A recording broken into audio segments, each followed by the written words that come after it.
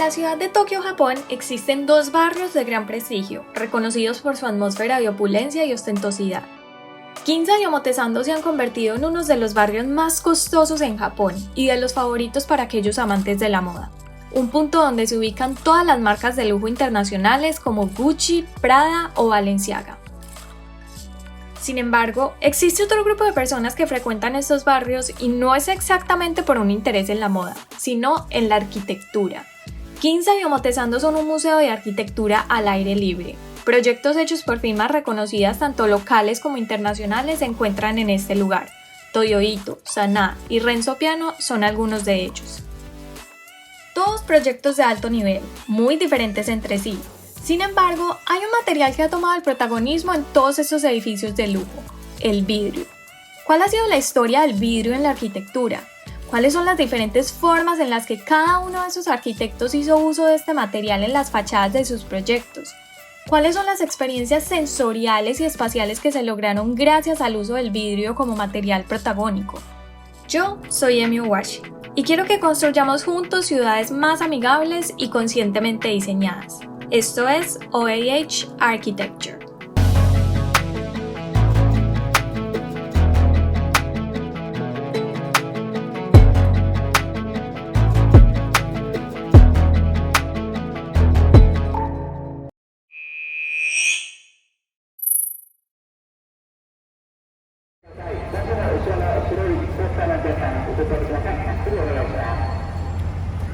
Hoy vamos a visitar 5 proyectos, 2 de ellos ubicados en el barrio de Ginza y 3 en Omotesando.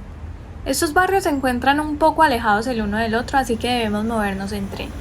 El primer recorrido lo iniciaremos desde la estación de Omotesando, para visitar los 3 proyectos que nos interesan. Nuestra primera parada será la tienda de Prada, diseño hecho por Herzog and de Meuron. Después nos dirigiremos a la tienda que anteriormente fue Tod's, diseñada por el arquitecto Toyo Ito. Y por último visitaremos la tienda de Dior, diseñada por Sanaa.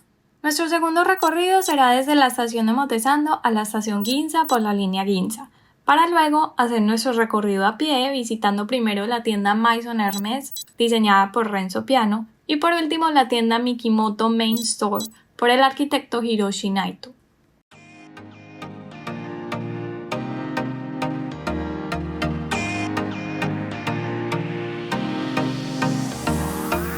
En la década de los 90 las marcas de lujo como Gucci o Prada buscaban diversas maneras de promocionar sus productos. Los medios convencionales como la televisión o las vallas publicitarias no lograban atraer a la cantidad de público que esperaban, lo que las obligó a idear nuevas estrategias para promover no solo sus productos sino su exclusividad como marca.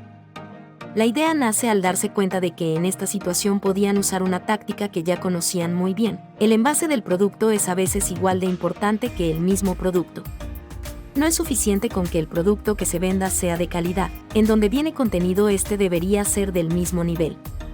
Con esto nace el concepto Lusttecture, haciendo uso de la arquitectura. Se crearía todo un movimiento en donde estas tiendas de lujo pudieran mostrar su exclusividad de igual forma en su contenedor, construyendo sus tiendas con un diseño único que lograra mostrar la esencia de cada marca. Los barrios de Ginza y Omotesando se convirtieron en los distritos comerciales más importantes de la ciudad de Tokio, albergando una gran gama de tiendas de lujo tanto nacionales como internacionales. Gracias al movimiento Lusttecture se han transformado también en lugares para apreciar la variedad de proyectos arquitectónicos diseñados por firmas de gran reconocimiento y prestigio mundial, algunos de ellos recibiendo premios de arquitectura por su diseño.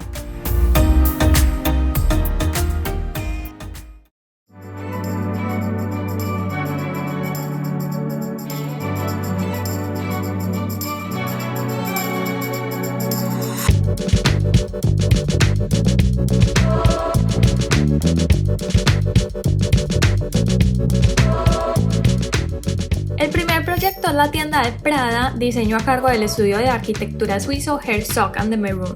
Un edificio impresionante y complejo, con retos de principio a fin para poder hacer de este proyecto una realidad.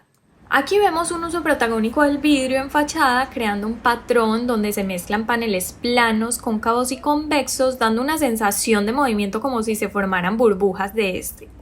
Además de una ilusión óptica que distorsiona la imagen que vemos tanto de afuera hacia adentro como en el sentido contrario. La percepción del espacio y el ambiente cambia por completo. Las personas que pasan caminando frente a la tienda pueden ver un espacio interior que pareciera estar en movimiento, mientras que aquellas que se encuentran en el interior observan el paisaje de una ciudad surrealista. El siguiente proyecto es la tienda de Tots, diseñada por el arquitecto japonés Toyo Ito. Inspirado en los árboles que se encuentran al frente del edificio, decide crear una fachada que imite las ramificaciones de esta vegetación, en la base siendo más voluminosas sirviendo de soporte, mientras que van creciendo más delgadas a medida que suben. Estas ramificaciones de hormigón hacen parte del sistema estructural que soporta todo el proyecto. Además se convierte en un complemento bastante acertado para el muro cortina de cristal, creando una fachada donde se hace un juego de contrastes entre el lleno y el vacío, la transparencia y opacidad, liviano y pesado. La combinación de un material que da la sensación de pesadez, fuerza y frialdad como lo es el concreto, con un material que representa delicadeza, fragilidad y transparencia como lo es el vidrio, termina por convertirse en el complemento del otro, demostrando que los opuestos también funcionan bien juntos, y este proyecto es prueba de ello. El último proyecto que visitaremos en Omotesando es la tienda de Dior, diseñada por la firma de arquitectura japonesa Sana. En este caso se optó por darle un gran protagonismo al vidrio con un diseño de fachada conformado por dos capas. La exterior con un cristal completamente limpio y la interior con pantallas acrílicas impresas con un entramado de curvas semitransparentes que da la sensación de ser un tejido de seda. El resultado final es una pieza de arquitectura que logra transmitir elegancia y delicadeza. Este tipo de impresiones en el vidrio nos permite jugar con más opciones de acabado sin perder las propiedades que un material como este nos ofrece. La posibilidad de diseñar distintos niveles de transparencia, registros visuales e iluminación, tanto natural como artificial.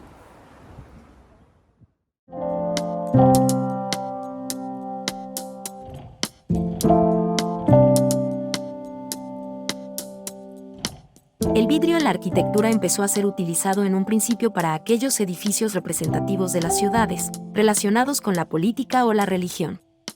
Un material a disposición únicamente para aquellos que tuvieran el poder económico suficiente para solventar el gran costo que implicaba instalar este novedoso material en sus edificaciones. Con el paso de los años y el crecimiento de la industria vidriera, este material comenzó a ser más accesible a tal punto que hoy en día se ha convertido, al parecer, en un material necesario e indispensable en la arquitectura. La atmósfera y las sensaciones dentro de los edificios que creamos cambiaron radicalmente, pasando de ser espacios que se sentían oscuros, lúgubres y encerrados a espacios iluminados, amplios y abiertos. El vidrio se ha convertido en un material muy versátil por sus cualidades y propiedades. Además, con el avance tecnológico, la gama de opciones que podemos encontrar en el mercado se ha hecho más amplia. Diversos colores, tamaños y texturas, diferentes niveles de brillo, transparencia y grosores permite que podamos experimentar, innovar y crear distintos acabados que dan paso a construir espacios que puedan llegar a ofrecer una experiencia sensorial, transmitiéndonos emociones al estar habitando estos lugares.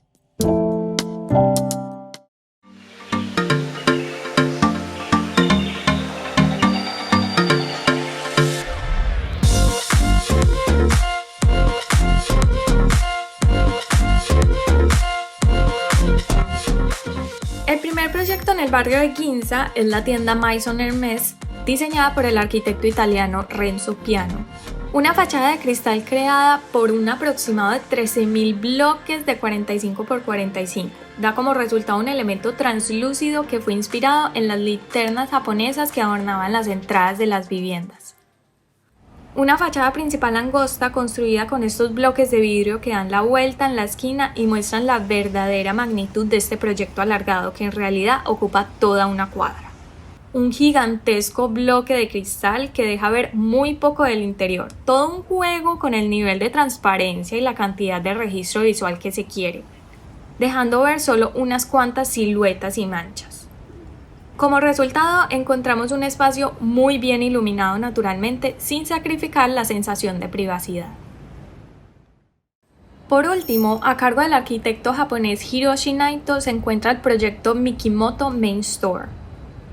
Si el proyecto anterior parecía un trabajo minucioso que requirió sin duda mucha paciencia y dedicación para crear su fachada con 13.000 piezas, Este proyecto fue aún más allá, usando alrededor de 38.000 piezas de vidrio para la conformación de una fachada inspirada en el paisaje marino de Toba, lugar donde vio nacer a esta prestigiosa marca de joyería. Todo un trabajo de abstracción y artesanía. Debido al ángulo en el que se instalaron estas piezas de vidrio, la luz del sol genera un efecto de rebote en ellas, generando un destello que simula la reflexión que hace la luz del sol en las olas del mar. Un trabajo de fachada ambicioso y minucioso.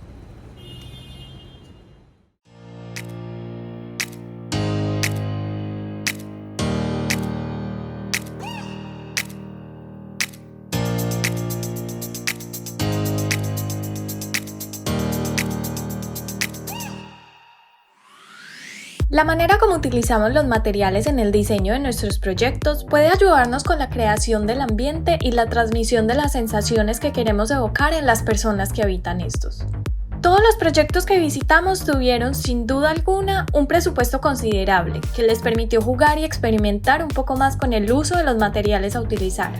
Sin embargo, sería correcto pensar que el presupuesto del proyecto nos limita y nos obliga a saltarnos ese paso de experimentación al momento de diseñar. La innovación y la creatividad están a disposición de todo aquel que esté dispuesto a salirse de los parámetros, que esté dispuesto a tomarse el tiempo de repensar la forma en la que hemos estado haciendo las cosas hasta el momento y entender que no necesariamente esa es la única opción que tenemos.